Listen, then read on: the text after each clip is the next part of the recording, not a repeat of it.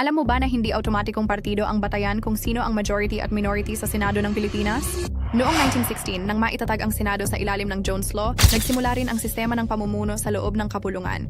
Ngunit sa bawat bagong kongreso, isang mahalagang botohan muna ang nagaganap, ang pagpili ng Senate President.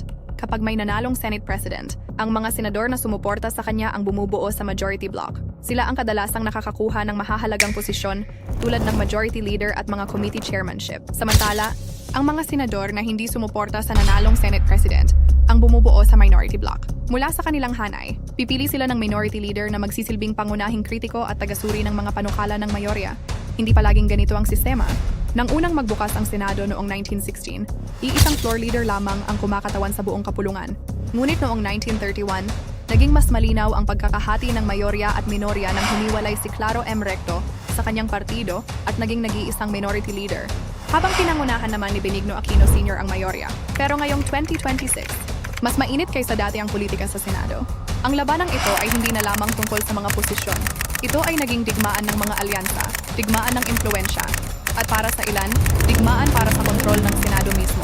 Noong Mayo, nagulat ang bansa nang mapatalsik si Senate President Tito Soto sa isang biglaang botohan. Sa botong 13 laban sa 9, naupo si Alan Peter Cayetano bilang bagong Senate President sa gitna ng mga usap-usapang may nagaganap na Senate coup. Marami ang nagtanong kung bakit nangyari ito sa mismong panahon na umiinit ang usapin ng impeachment laban kay Vice President Sara Duterte.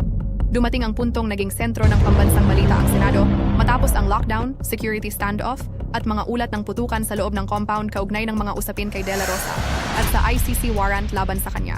Ang mga eksenang dati napapanood lamang sa pelikula ay tila nangyari sa isa sa pinakamahalagang institusyon ng gobyerno at ngayong Hunyo, lalo pang sumiklab ang krisis. Umabot sa puntong halos tumigil ang operasyon ng Senado dahil sa bangayan ng magkabilang kampo. Nagkaroon ng boycott, nawala ng quorum, at halos mabalam ang mga mahahalagang panukalang batas habang nagtatalo ang mga senador kung sino ang may lehitimong kontrol sa kapulungan. Kinailangan pang manawagan ng Pangulo para hikayatin ang Senado na bumalik sa trabaho. Habang nagpapatuloy ang bangayan, milyon-milyong Pilipino ang nakamasid. Dahil ang tunay na tanong ay hindi na kung sino ang mayorya at sino ang minorya. Ang tanong ngayon ay, ito ba ay normal na laban ng pampolitika? O nasasaksihan na natin ang isa sa pinakamalalaking krisis sa kasaysayan ng modernong Senado